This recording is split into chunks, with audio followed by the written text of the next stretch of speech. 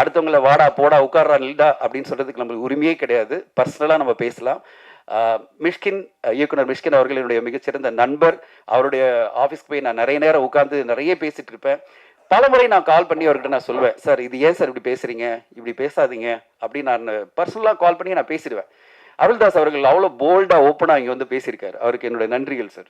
ஏன்னா ஊடகங்கள் பல பேர் வந்து சொல்ல முடியாமல் அவங்க வந்து இப்படிடா இப்படி பேசிட்டு இருக்காரு ஒருத்தர், இங்கே யாருமே சொல்ல மாட்டேன்றாங்களே அப்படின்னு நினைக்கும் போது அருள்தாஸ் அவர்கள் வந்து தைரியமாக நின்று, சார் இது தவறு, நான் கண்டிக்கிறேன்னு சொல்கிறேன் பார்த்தீங்களா, உங்களுடைய கட்ஸ்க்கு ஹேட்ஸ் ஆஃப். நம்ம மேடை கிடைச்சதுன்னு சொல்லிட்டு சகட்டு மீனிக்கு மற்றவங்களை பேசுறதோ இல்லை சகட்டு மீனிக்கு வார்த்தைகளை யூஸ் பண்ணுறதோ, நாம் சொல்ல வர்றது கருத்தை வந்து நெகட்டிவான வார்த்தைகளும் மற்றவங்க முகம் சுளிக்கிற வார்த்தைகளும் யூஸ் பண்ணுறதும் என்னை பொறுத்தவரை ஏற்றுக்கொள்ளவே முடியாது. அது யார் பேசினாலும் அது தவறு தான் நான் சொல்லுவேன்.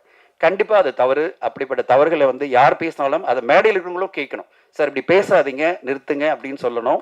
அப்படி இல்லாமல் எல்லாரும் ரசிச்சுட்டு இருக்கிறது எனக்கு வந்து கொஞ்சம் மனசு கஷ்டமாக இருந்தது. அதெல்லாம் ரசிக்கும் போது என்னடா இதை ரசிச்சுட்டு இருக்காங்க, அந்த நேரத்தில் எழுந்துன்னு போயிடணும்.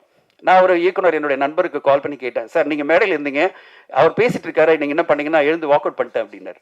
நான் வாக் அவுட் பண்ணி போயிட்டேன் அப்படின்னாரு. சார் எனக்கு ரொம்ப கஷ்டமாக இருந்தது, நான் வாக் அவுட் பண்ணி போயிட்டேன்னு சொன்னார்.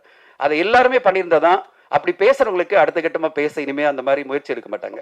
ஆண் உறுப்புகளையும் பெண் உறுப்புகளையும் வச்சு பேசும்போதெல்லாம் எனக்கு அப்படியே பார்க்கும்போது எப்படி ஒரு மேடையில் போய் பப்ளிக்ல இப்படி ஒருத்தர் பேசுறாருன்னு எனக்கு பகீர் ஆயிடுச்சு.